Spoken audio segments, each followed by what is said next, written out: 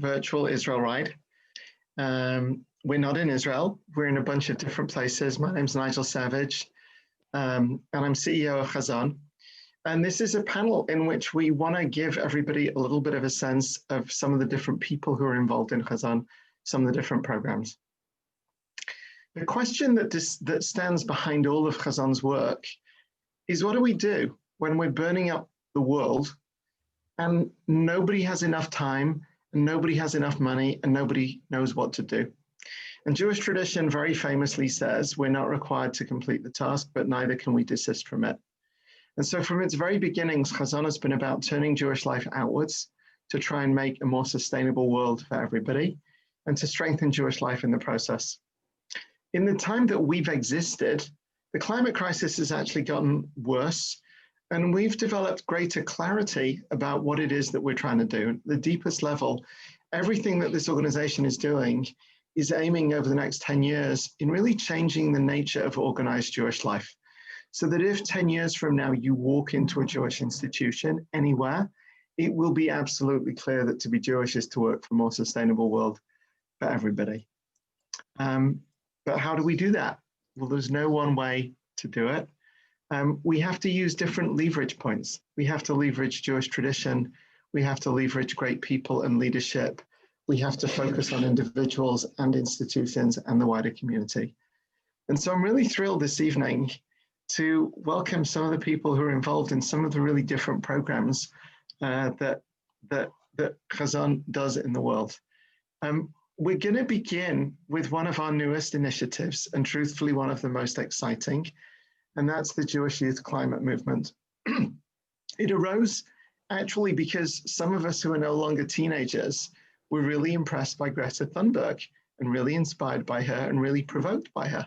And we said, shouldn't we be trying to find some of the Jewish teenagers who care deeply about these issues and simply as quote unquote grown-ups, offer them some support, some frame, some way of connecting so that they themselves can start to frankly knock down the doors. And so I'm happy now to introduce Liana Rothman, who staffs the Jewish Youth Climate, who staffs the Jewish Youth Climate Movement, and who herself is no longer a teenager, but closer to me a teenager than I am, and Tali Dina, who's one of our student leaders in JYCM. And I want to hand over to the two of you in some combination to introduce yourselves. And I don't know who wants to go first, but I want to, Tali, if you want to go first, to invite you to say a little bit about who you are and where you are and how you got involved. And Liana, invite you to add anything that you would like to. Tali, you're up. Hello, I'm Tali Diener. I'm a high school senior. I live in Grand Rapids, Michigan. And I am really excited to be here, and I feel really drawn to this work with JYCM and Hazon and the greater climate movement because time is running out and it's really scary, but I know that the more time I spend doing things that will help fix the problem, the better I feel and the better off the world is. Okay, I can just jump in quickly and then I'll actually pass it back to Tali. She's prepared a short, brief presentation for everyone just to get a little bit of a more better sense of what the Jewish Youth Climate Movement is. So I'm Liana. I am the National Programs Coordinator for Hazon and the co-founder of the Jewish Youth Climate Movement, along with Rabbi Isaiah Rothstein. And we, just are so thrilled about the way that JYCM is turning into a really important and meaningful and inspiring sort of both launching pad and really rocket ship for teams around the country to organize together and share resources and connect and feel like they are both in it together with each other and really being supported by us at Hazon and Jewish institutions around the country. So I will pass it back to Tali to present. And Tali, are you able to share your screen? Do you want to? Okay.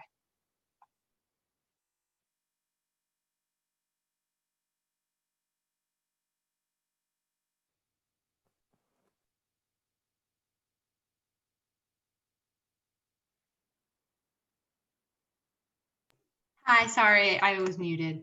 Hello, everyone. Can you see my screen? Perfect. Once again, I'm Tali, and I'm so excited to be here tonight. So let's get started. As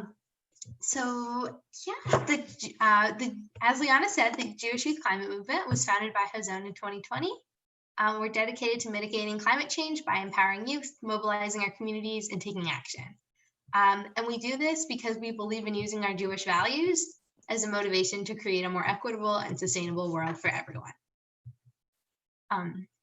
So what we do, we work with and we are youth aged 13 through 18 who are passionate about our Jewish identities and creating a healthier and more sustainable world. In many ways, we're a part of the youth climate movement that's been in the national and international news, but also we're becoming a driving force for climate action in the US Jewish community. We're creating a grassroots movement of Jews who understand our stake in the climate crisis and feel compelled to organize against it in an effective, coordinated, and sustained way.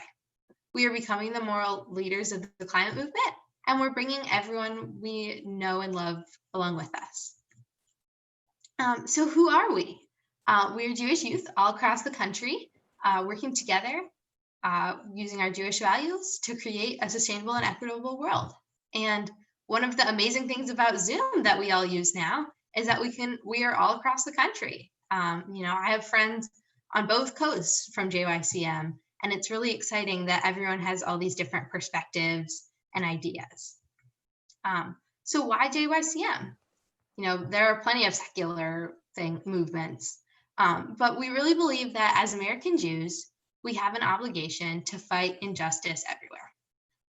As Nigel just referenced, I put it in my presentation too, the famous Jewish text, Pirkei Avot, teaches us that we are not obligated to complete the work, but neither are we free to desist from it. And our community has not yet fully risen to this challenge. We're not sitting and waiting around because we're the leaders we've been waiting for. We are building the first American Jewish youth-led climate movement while being inspired and supported by Hazon. So how are we doing this, right? Those are all really lofty goals. So here are our projects and campaigns. Our main way that we're doing things right now is through our National Leadership Board. That's that picture that I showed a few slides ago of the 25 kids. So we're all across the country and we work together in sub-teams, actions and advocacy, public relations and communications. And that's kind of how we organize most of our work. And within that, we also have an executive board, and that's the 9 high school seniors. So we get to do a lot of the bigger picture thinking about JYCM and setting a lot of our goals. Over the summer, we had an environmental fellowship program where we had 20 classes led by really amazing thinkers and leaders, Jewishly and environmentally, and sometimes both. And we learned a lot and we became certificated.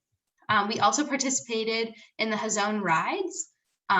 So we raised over $7,000 and spent time outside and built community along the way. We were also involved. We also just finished our first campaign. It was called the Chagim campaign. We ran it all across the holidays, and we spread our message and did education and learned a whole lot of new and exciting things. We also did a lot of get out the vote work. We know that this election is really crucial, and we want to mobilize our own communities and help other people too. So we partnered with Dayenu, which is another climate organization, and some other youth Jewish organizations like Keshet and USY and Nifty, and did some text banking and phone banking that was really meaningful. We also have Kfutzot, which are like groups and chapters that we're starting that are more on the ground and like geographically located. So right now we have 3 that we're just building in Chicago, Oklahoma, and Massachusetts, but there are certainly more to come. And right now we're starting to launch the storytelling campaign. We know that one of the most important ways to mobilize our communities and to really make people feel the stakes of this crisis is by using public narrative. So we're really excited to tell our stories. So here's some pictures of some of the exciting things that we do. On the right here is everyone at our phone banking event. Here is a picture of one of our leadership board meetings. And of course, we love to spend time outside and go to climate strikes, COVID, appropriately. This was that was last year. So now I'm going to show you this video about why you should join JYCM. Except I think that I'm going to stop and then I'm going to start again because I don't think my audio will share.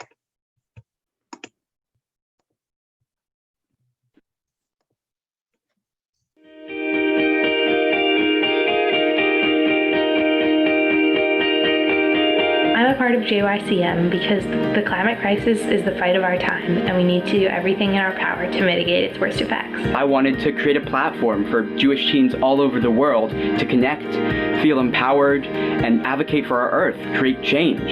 I joined the Jewish Youth Climate Movement because I wanted to build a new Jewish community dedicated to environmentalism. I'm excited to make change with other Jewish teens who are passionate about the same issues as I am. I joined JYCM because I feel like it's my responsibility to do tikkun olam, to repair the world. I joined JYCM because I was tired of being disappointed of what the leaders of our Earth have been doing to actually initiate positive change for the environment. I joined JYCM because it created a space where other teens with similar interests to me had the ability to create change together. I have become more interested lately in trying to find intersections between Judaism and other parts of my identity, and one of them is caring about the environment. It perfectly combines Judaism and climate change, which are two things I'm very passionate about. As a teenager, it can be difficult to make a difference, especially since environmentalism is such a broad topic. I really want to grow as a leader and make the world a better place, and I hope that being a part of JYCM can help me do that. Two things I've always been super passionate about and involved with are my Judaism and environmental justice work. And JYCM is an amazing opportunity to bring both those things together and work with a bunch of other awesome, passionate youth. We need everybody fighting against the climate crisis, and that means mobilizing our Jewish communities to join the fight with us. I was sick of the lack of action that there has been due to the climate crisis, and I want to join an organization that helps solve the crisis that we are facing. Judaism can help us, really. Can be a unique aid to fighting climate change.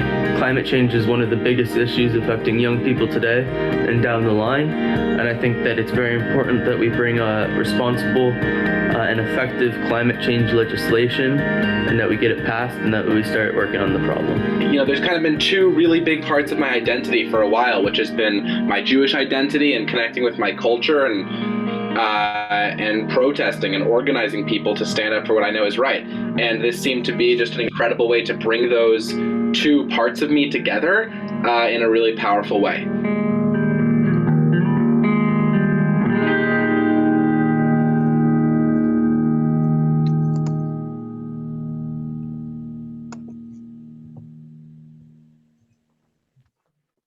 Okay. I hope you all. Yeah, so that was almost everyone on our national leadership board talking about why JYCM is so important and so meaningful to all of us. And yeah, so moving on. As everyone here knows, I'm sure, the election is really soon. And we feel like at JYCM, it's our responsibility to take part in it, even though most of us are not yet eligible to vote. This election is really a moment of reckoning for our world, and it's our responsibility to do everything we can to help fix this. So just an ask from me and from everyone to call your friends and family who you think might not be voting, and if you can, help get out the vote. Canvassing, phone banking, and text banking are all so important. I myself am not old enough, but I know that what's even more important than my vote is me helping all kinds of other people vote. So we're all in this together, and every race and every vote is really important. So a little bit about how you can get involved if you're interested. You can follow us on Instagram and Facebook, Jewish Youth Climate Movement. If you know someone in middle or high school who you think might be interested, please tell them to send us an email, jycm@hazon.org. And if you're connected to a Jewish institution like synagogue, youth group, or school, tell them they should start a JYCM Kfutza. They can also email us. You can also come to our virtual events, which are on our website, jewishyouthclimatemovement.org. And if you feel so inclined, make a donation, bit.ly/supportJYCM. Thank you so much. If you have any questions, you can also email us. That's all I've got. Tali, I want to say a big thank you to you for that. And I want to share with everybody that this is the second time in 3 days that we've had leaders from the leadership board of JYCM on a panel. One of Tali's friends was on the first ever panel at the weekend at the GA, the General Assembly of the Federation System on climate crisis. And it's really, it just feels so important, the work that has begun this year. And I just want to thank you. And I want to thank all of your friends and all of the people who are building this. And Leanna, I want to thank you too. And I think what I want to say, by the way, is that I'm gonna go to Becky and then Ren and then Hannah. But then we'll take questions if people have. I think we're going to do that at the end. But you'll have a chance to ask a question back to Tali then. So I want to go over to Becky O'Brien, and Becky's Director of Food and Climate at Hazon. She led our work in Boulder, Colorado for a long time, which is where she comes to us from. And we wanted to invite Becky, particularly to talk about the Brit Hazon. But Becky, you might end up talking about some of the work around food and climate, particularly as well. But in any case, friends, Becky O'Brien. Thank you. And thank you, Tali. I loved every second of that. That was really great. And thank you all for being here. I would like to take a moment. I don't know if you've done it already, but it's really helping me when I'm on screens to really look around and just make a little bit of eye contact with the people here. I'm so grateful to the Israel writers who are, for years and years, have been this like core group of like Hazon leaders that are just really behind so much that is successful with this organization. So just thank you for your commitment in doing that. And I'm so sorry that you're not on a bike in Israel right now.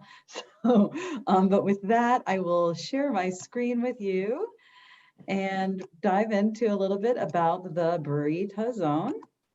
And we are excited to be introducing it. So the fancy animation there, because this is pretty much a brand new program for Hazon. We came out of our strategic plan a couple of years ago, identifying that we really wanted to provide some more opportunities for individuals to really take action and make a difference.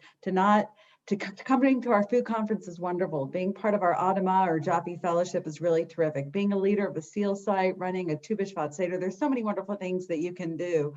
But there was something really kind of missing there. And we wanted people to be making commitments to make change. And so we've been having this idea of a Brit Hazon batting around, and we really wanted to give people something concrete that they could commit to. And so that's what we've brought here. But I'm going to warm myself up first. And I know I'm preaching to the choir, but that's really not what this is about. I just want to share that I've just had my own really reckoning. I've been doing environmental work for 25-ish years, and this year it feels entirely different to me. And I live in Colorado, and we've been having record-breaking drought, record-breaking heat, record-breaking wildfires that are burning right now, some of them only 30, 40 miles from my house. And it's so real now. Climate change has been a thing that for so long, it's like, we've got to stop it from coming, in my mind, at least. And it's here. And I don't share this with you because you don't believe it or you don't get it. That's not who's on this call. But to just share that I've had a pretty profound pivot around my sense of urgency around this, the one that Tali and all those youth leaders were just sharing about that they have as well. And it's happening for me in a new way. And if it's happening for you too, I encourage you to add this to the way that you are talking about this with the people in your life, because they're experiencing it too. Wherever people are right now, they're really feeling the changes, and this is hitting us in a new, different way. And when we want to talk to people about changing their behavior, we are, I think, having a warmer audience than we've had before. So Jonathan Safran Foer teaches in his book, We Are the Weather, is there anything more narcissistic than believing that the choices you make don't affect anyone, only one that they affect everyone. It's that believing in the choices you make affect no one. And I first hear that and I start to think, oh God, so much responsibility and guilt.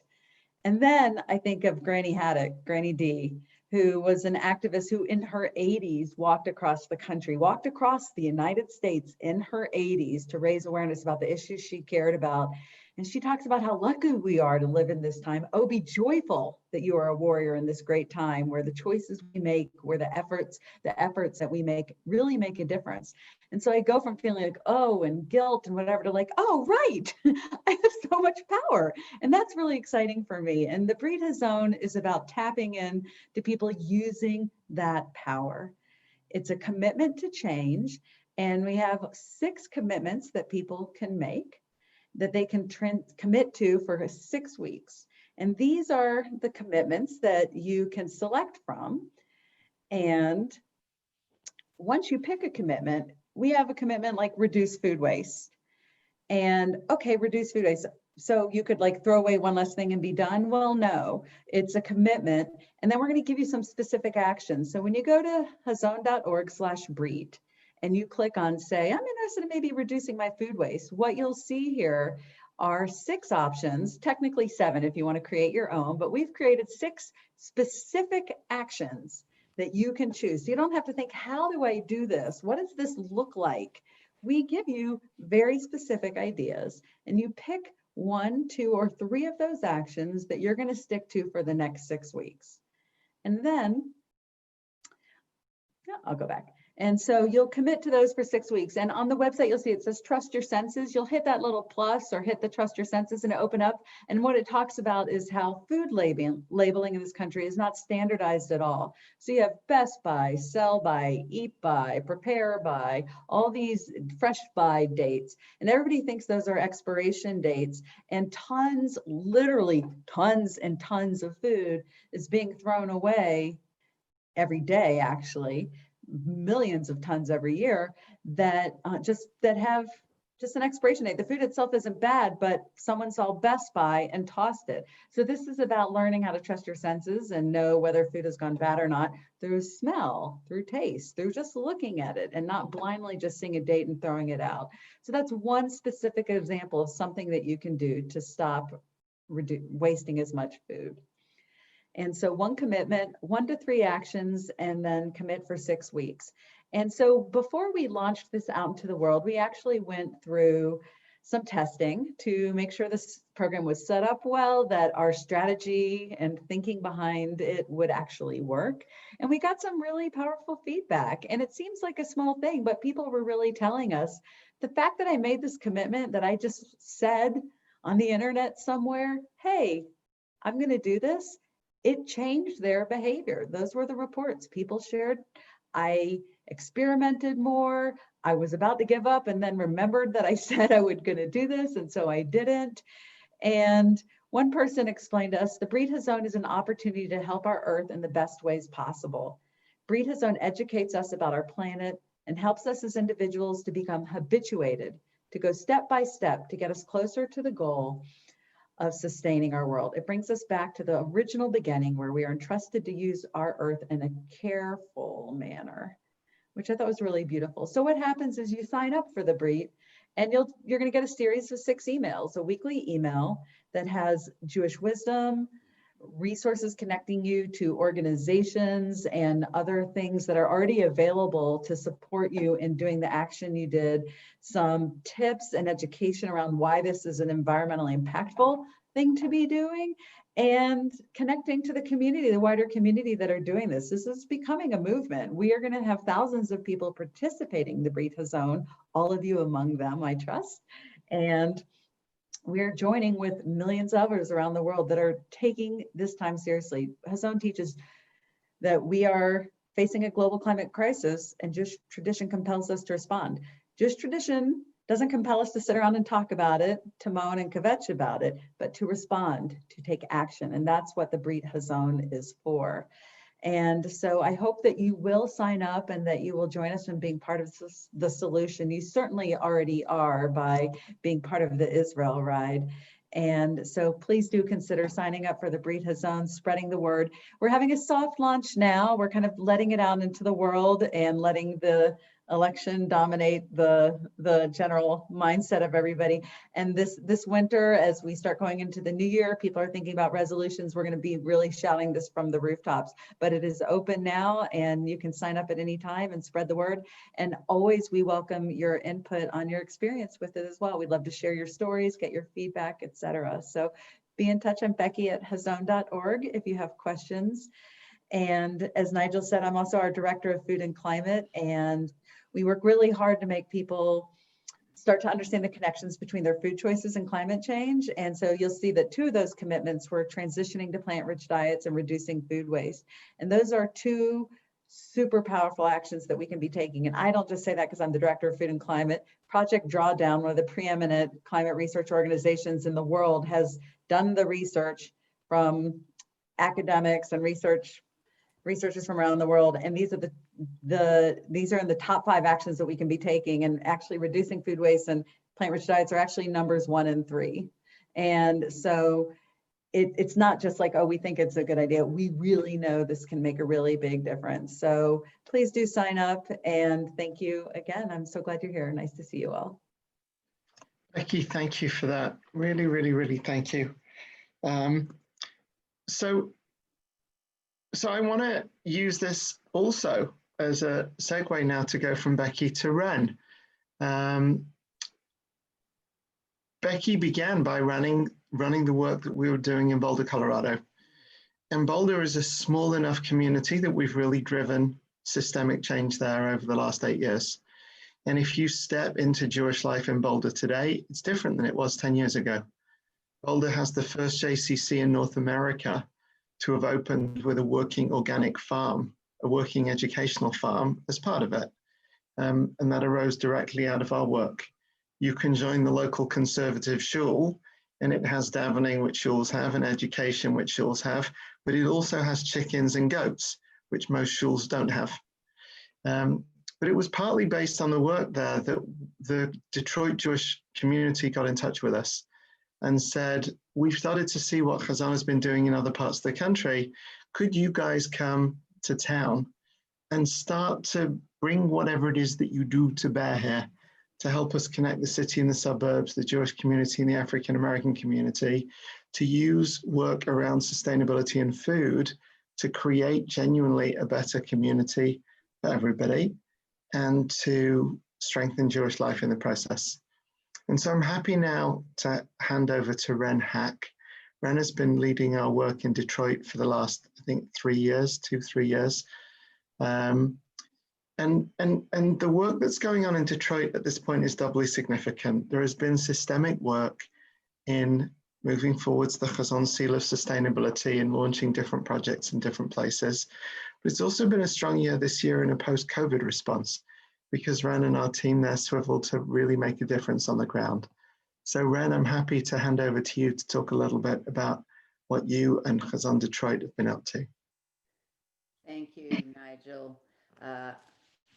I will say that one thing I will correct you is we didn't ask you to come to Detroit. We actually begged you. And I was in on one of those initial meetings, and it was like, just come, please. And so we are so grateful that Hazon did create a space in Detroit, because it has been able to do so much good. And we have now been here for just under 5 years, and we have grown our Seal of Sustainability to 27 sites. Next year, we will get to 40. We have done tremendous amount of education, raising awareness. When Hazon first arrived, people asked, like, why? Really? And now they get it. They understand the need for an organization to be on the ground, to be there to guide organizations to be greener, to take action. As Nigel pointed out, one of our issues this year was the pandemic. It arrived, and with it, a whole slew of problems came with it, primarily food insecurity.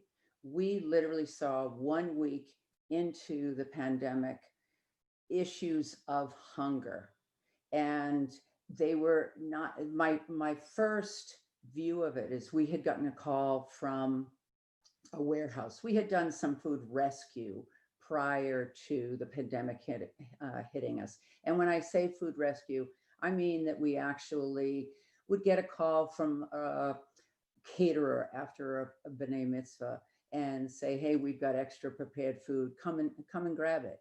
And we would pick it up and we would give it to those that we knew could use it.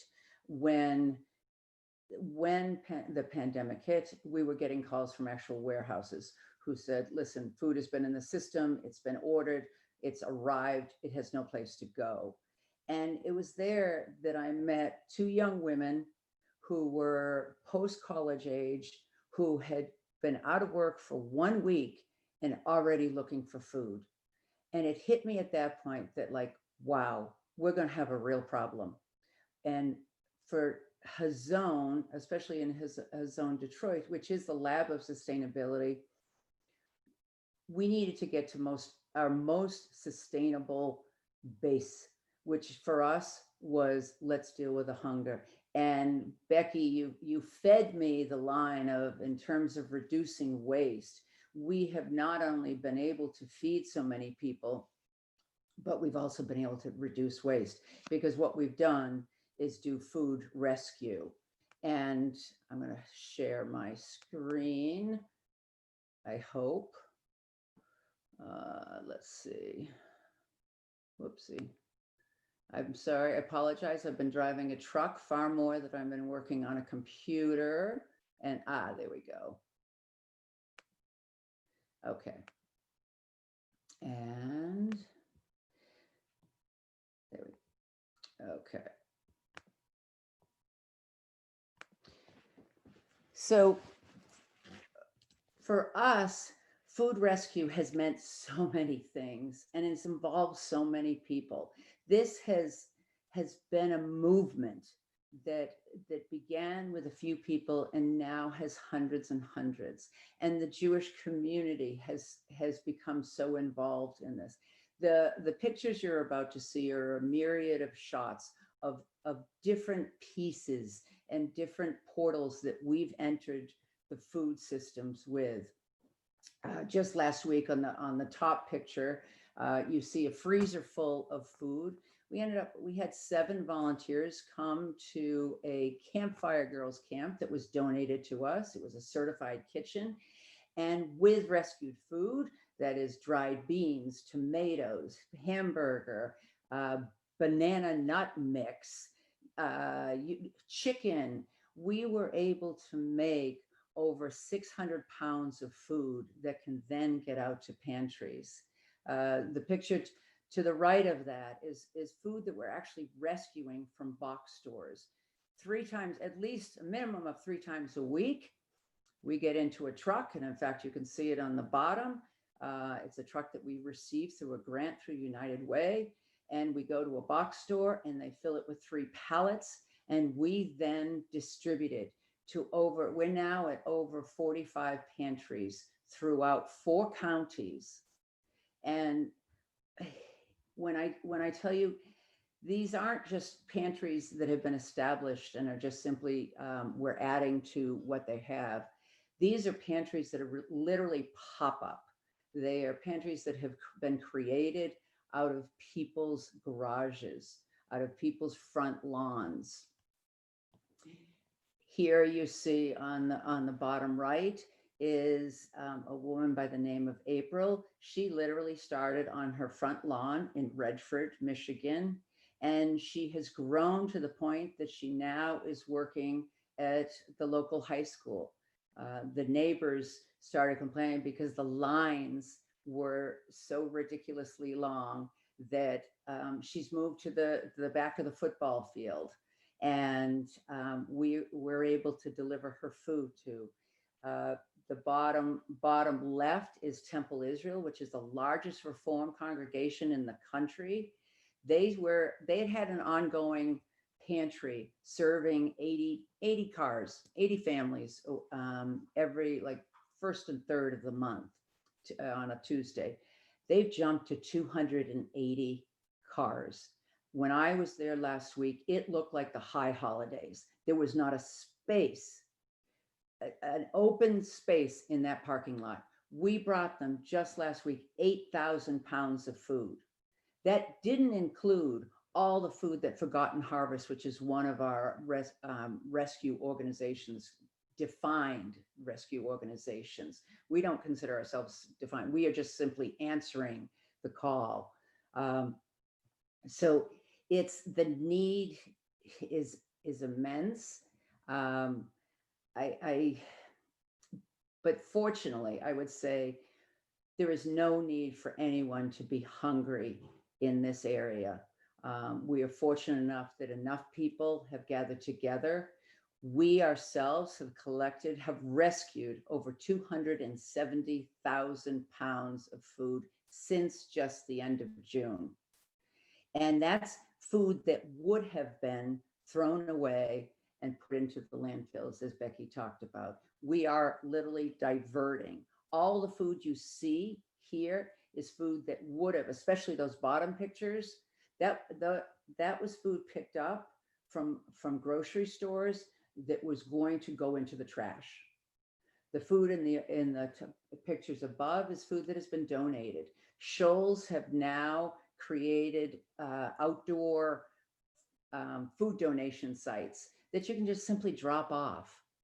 We've had other shoals who've actually created pantries on their own. One such temple, Kolami, started out with 4 families, and they're like, "Oh, please, there's not really a need." And I said, "Please trust me, just do it, just try it." They now serve over 60 with a waiting list of over 20, and we are their sole supporter. So every week we bring them food. So this is one way that we have pivoted. Another one was something we started immediately, which was called relief gardens. We recognized people had the ability to grow, and it's in our mission. It's within Hazon for us to connect to the earth. People were home being quarantined. What a great way of being able to get them outside, working in the ground and providing food, we believed mainly for themselves. So I have serviced over 450 families with compost, seeds, even grow bags in the fall, soil, whatever they needed, along with education. A lot of people had never gardened before. What we discovered is we thought, oh, people are going to grow for themselves, and maybe a little bit extra they'll give to the pantries, thankfully. What we found out is so many people had to grow actually for their own purposes or their neighbors' needs. And that was when we realized, again, like, wow, this is bigger than we thought. But what we found is we are now at the end of the growing season. Thousands of pounds were donated to our local pantries, and thousands of pounds were grown to feed families. In the bottom, on the bottom of the slide, you see we took over Summer in the City. They had a hoop house that they weren't using, so Hazon Detroit took it over and began growing there, and was able to serve the neighborhoods around that hoop house with food. The middle picture is hugely impactful.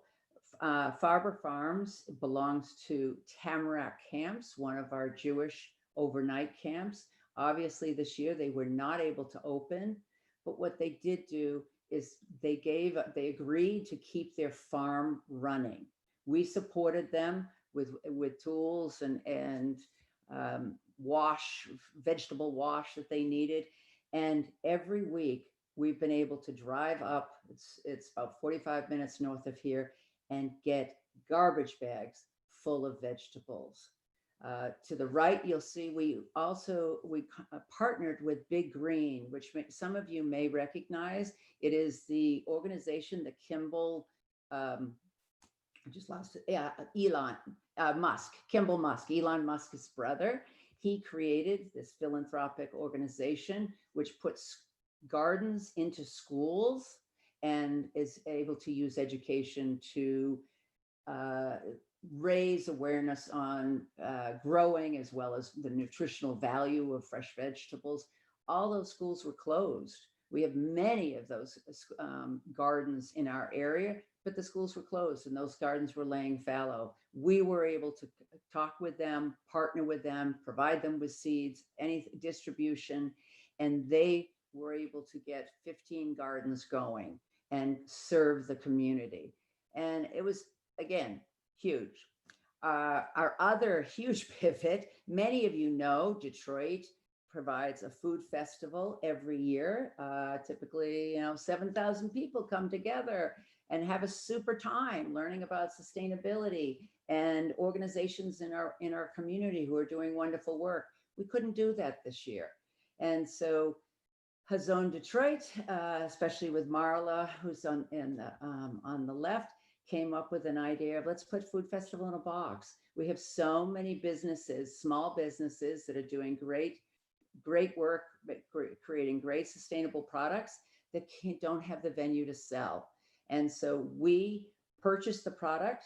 We provided people with the opportunity to buy baskets. We had over 28 businesses provide products for the baskets, and we sold over 180 of them, providing needed revenue to those businesses. Over $22,000 was able to go back to the businesses, and for some that actually meant being able to remain open for another month.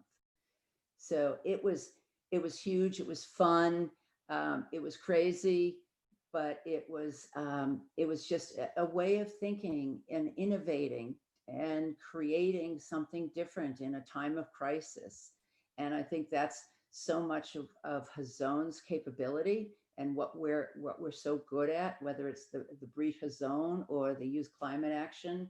We're able to respond to the needs that are happening now. And for that, I thank you so much. You guys, you riders, you lift us up. And thank you, truly.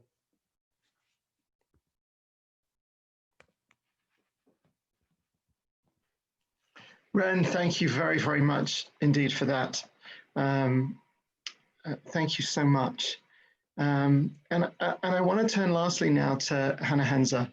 Hannah's director of our national programs, and all of the things that you've learned about this evening and a bunch of others feed up in a sense to the work that Hannah supervises. And I note that when we learned first about the Jewish youth climate movement, it's particularly about young people and it's about leadership. And then Becky was talking about the Brit Hazon, which is about what any one of us can do in any place. And then Ren has been talking about what happens when you really apply force in a particular community and start to bring people together and bring institutions together. The frame that we have to drive this work systematically over the American Jewish community in the next 5 or 10 years is the Hazon Seal of Sustainability. And I want to ask Hannah, come on board to introduce yourself and to tell us particularly about the Hazon Seal. Thank you, Nigel. Absolutely, and thank you, Ren and Becky and Tali and Liana so much for representing our programming really well. As Nigel said, I'm Hannah Henza. I'm the director of national programs here at Hazon. I sit in Greensboro, North Carolina, in a little tiny house that my husband and I built about 250 square feet 5 years ago. And many people know this, but if they know me, they know that there's literally nothing else in this world that I would be doing with my life. And so it's really great fun and a great pleasure to be here with you and to be doing this work. As Nigel mentioned, and I'll go ahead and pull up my slides here. I've got just a brief presentation for you. But as Nigel mentioned, the Hazon Seal is one of the ways in which we really think about systemic change or communal change or creating, most importantly, I think, movements in regions or areas across communities. It's a way that we have to really garner action and support around creating a healthier, more equitable, and more sustainable world for everyone. I think one of the ways that that Ren didn't touch on too much, but one of the ways that the Detroit community has become so successful is because they now have a network of over 27 institutions. We expect it to be almost 40 by the end of next year, who are part of the Hazon Seal of Sustainability, who have committed to collectively and individually taking their organizations through a process of change, through a process of saying we are standing up as a Jewish community to defend and to promote and create a healthier, more equitable, and sustainable world for everyone. And that's something that a model that we're seeing be successful across the United States. So what is the Hazon Seal? It is a 12-month program designed to support organizations and communities working to create a healthier, more equitable, sustainable world. We do this by linking Jewish values to substantive action towards sustainability and climate-centered goals.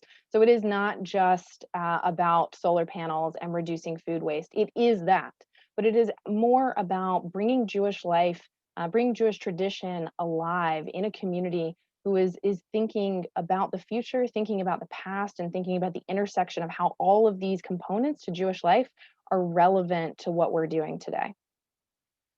So we've been running this program for almost 7 years. We have almost 100 institutions across the country involved. It has really taken off and grown to be quite something spectacular, and it has real impact, right? Like one institution said, one synagogue said that they reduced their energy and electric bill by about 50% just by taking some very simple upgrades and solutions that we provided and suggested for them. That's not only real hard dollar savings for them, but that's also real impact on mitigating and minimizing our sort of human impact on climate change. Another shul said, before being part of the SEAL program, our direction was scattered. We didn't know what we were doing. Our task force started with the objective of making us more sustainable, but with so many buildings and departments, that was tough. But once we joined the program, we had a much better understanding. We were able to create a roadmap to actually help us successfully figure out where to go next. So, it has real impact, this thing that we do. So what does it look like? How do you actually do it? Here's some talk lists for you. If you know anybody who's interested, you fill out a brief application. You just say, hey, I'm interested. We ask you a couple of questions about what brought you here. What are you hoping to get out of the program? You form a green team. We truly believe that this work cannot be on the shoulders of one person. It must be, and often succeeds best when you have a team surrounding you.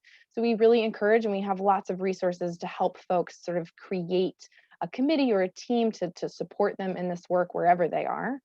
And then we have you sign a letter of agreement. This has to be signed by an executive director or a board chair. It's someone who really can say, I have the authority on behalf of this organization to really commit to the change that we're about to undertake, and that we are going to incorporate it into the fabric of what we are doing. From there, you get to the really fun stuff. We have some comprehensive audits that you get to take that have been developed through a process we have worked with a number of professionals across the sustainability field to create. You choose a few projects between that, it should actually say between 1 and 3, depending on how substantial your project is.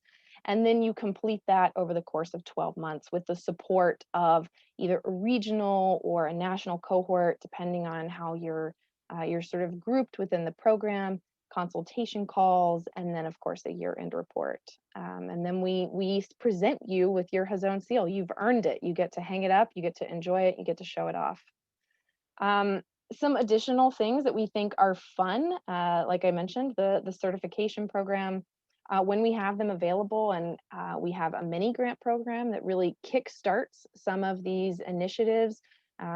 Synagogues, schools, JCCs, they come to us and they say, we have an idea. And we say, great, when we have it available, we have some seed money to help you get that started. So we've seen that money go into everything from community solar initiatives to bioswales in your parking lot I mean, people don't think about what is your parking lot saying about and doing about your environmental impact, but there's real work that can be done there. Community gardens, educational programming, bringing in speakers or doing informative campaigns for people to take lessons home with them. There's all sorts of different things that you can do. And then, as I said, you're connected to a smaller group of like-minded organizations that we give you access to. And then through our online sort of proprietary portal, you have access to a Hazon Seal social networking platform. So we've got groups and forums, and you can read all about what each institution is doing, their projects, connect with people who are doing like-minded or similar things from you that you maybe never would have met. You know, we've got day schools in San Diego who are now having conversations with summer camps in Detroit. Like that, you know, it's difficult to meet those folks and meet those connections outside of this. So a little bit more about our audits. They are the backbone of this program. They give you an understanding, a comprehensive understanding of how you are using energy and water, how you are managing your waste, what you're doing about food in your programming, in your institution, in your home, if that's where the organization is from. We've got a couple of Chabad houses who have joined. And then education and advocacy. What are you doing in your programming? How are you standing up for the work that needs to happen in your community or on a state, federal level, if that's what you choose to do? And so we've got resources at every step of the way. When you take an audit, something really cool happens. You not only get a little letter grade, so you understand, you know, where you are in the process. We don't let anyone fail, but it does give you kind of a sense of where you're at. And then we give you automatic suggestions. So based on your responses, if you say, you know, we've still, our light bulbs are incandescent and we don't compost, and this is just sort of a surface level example, the audit will automatically say to you, the number one thing we recommend is that you change out your light bulbs. And here, not only do we tell you how to do that, but we've got resources for you. And you can click right here to learn how are some affordable and manageable ways that you can do that and what the real impact might be of that. Same for compost. If you're like, holy crap, like I know I need to do something about all this food that we're throwing in the garbage, but that's like way beyond anything I know how to do. Click right here. We've got the resources for you. We can walk you through step by step by step. And when you stumble, we've got staff there who can support you in that process. So the audits really do provide sort of a great entry point for anyone who's thinking about you know, starting on this sustainability journey. So I've mentioned community cohorts a couple of times. Right now, we've got cohorts in a couple different places. We've got Detroit, I said 27 sites there. We have 11 sites in Chicago who are working together. In the Denver, Colorado area, that really should say Colorado, not just Denver. We have 17 sites who work together very closely. And then we have a national group of folks who are working from Boston to California to Florida, but they're doing really high intensity programming, thinking globally with what they're doing. And so we've been able to sort of network them together. Moving forward, we are already in the process of creating a JYCM cohort. This is perhaps the most exciting thing that we are doing right now. Tali mentioned that, you know, JYCM have kibbutzah, they have local chapters that you can start. And we have a special program for JYCM chapters. If you join as a chapter of JYCM, you automatically have an invitation and an open door to the Hazon Seal. And so we're linking from the energy and the enthusiasm of these teens. They are actually getting their institutions to join on board, agree to take on these sustainability initiatives, and really move forward concrete change in their local communities. And we're linking them together. We already have 5 who have enrolled in the program, and we expect many more soon. So that'll be a really nice program for us in the near future. Food and climate, I wanted to mention in particular because Becky O'Brien, who is on this call, is going to be staffing that, and that's we're recruiting for that now. It's for shuls or schools or any institution who want to do this sustainability work specifically through the way that they think about food. Food is so accessible. It is a way that it is just an open door, an invitation for people. You have to eat 3-4 times a day. And it is a way to really think about the connection between your choices, your organization, your community, and the greater world, the greater impact that you can have. And of course, there's an incredible amount of Jewish connection there. We're in conversations with Hillel, Repair the World, Atlanta, New York City. We've got sites in all of these places. We have Hillels, we have repair houses, we have sites in Atlanta, we have sites in New York City, and they're super excited about thinking about, creating cohorts and sort of networking themselves together. So that feels very exciting. There is some cost involved. You can find out more about this on our website, but I just wanted to highlight that operating costs run from $180 to $3,600 a year, depending on your size. And we will never turn anyone away if an institution says, we really want to participate, but we just don't have the budget. We're never going to say, that's not for you. We're going to welcome everyone in who is committed to being part of this process with open arms. So last, if you want to know more, we have a brand new website. It's very exciting, seal.hazon.org. You can find any information you need about application, about the program. We have great frequently asked questions for folks who still aren't sure what the heck they're looking at. Contact form, anything like that. We're totally happy to point you in that direction and to answer any questions you might have. And with that, I'll stop my share and I'll hand it back to Nigel. Hannah Hens, a humongous thank you. Everybody who spoke, humongous thank you. We have strong and passionate staff members and volunteers, and it's because of that we ran slightly over time. I don't want to end without taking one question, but we're like right at the end, so I'm going to take one quick question if there is one, and then I'm going to say a couple of very last sentences to wrap. And I can't see how to do this, but just if you have a quick question, unmute yourself. I also want to recognize at the end, I meant to do this at the start, the Honorable Sir Richard Slutsky, who is not merely a strong bike rider and multi-year Israel Ride alum, but is also Hazon's board chair and a dear friend. And hi, Richard. Yes, one question from anybody on anything. Going once, going twice. So the last thing I think I just want to say is, just to put this all together, something that we've started to say recently because it really hit us. Think about people who said 50 or 60 or 70 years ago, why can't a girl have a bat mitzvah? Why can't a woman be a rabbi? Why should women be paid any less than men for doing the same job? And what's interesting is that it was a lot of people and a lot of organizations over a multi-decadal period, both within and beyond the Jewish community.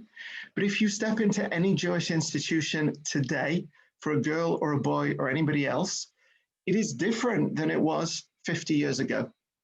That level of change across the whole sweep of organized Jewish life, that's what we have to do around climate. And we don't have 50 years to do it. We really have the next 10. And what you've seen today are specific examples of Hazon's general proposition and our clear focus now for the next 10 years. Next week, it's the election. On January the 20th, the new president will be inaugurated. On January the 28th, it's Tu B'Shvat. This year, we want Tu B'Shvat to launch a process of ongoing change for the Jewish community. By the end of the Shemitah year in September 2022, we want a significant number of Jewish institutions to have committed to a process of 7-year change, to look at the power that we use, the food that we serve, the advocacy that we do, the education that we deliver. And through the Israel Ride, through the money that has been raised by the Israel Ride, and also through Israel Ride alumni who've come back and gone to their shul and their federation and be like, I just heard about this organization, Hazon, I think we need to be doing something. Through that process, change is now accelerating across the American Jewish community. So I want to thank every one of you for joining us here on Zoom. I want to thank those of you who have joined us on Facebook. I want to thank those of you who may see this subsequently. I want to thank everybody who attended, everybody who spoke, everybody who participated in the Israel Ride, everybody who sponsored somebody, and to all of you, may we be blessed, genuinely, to work to make a more sustainable Jewish community and a healthier, more sustainable, and a more equitable world for everybody. Thank you. Laila Tov.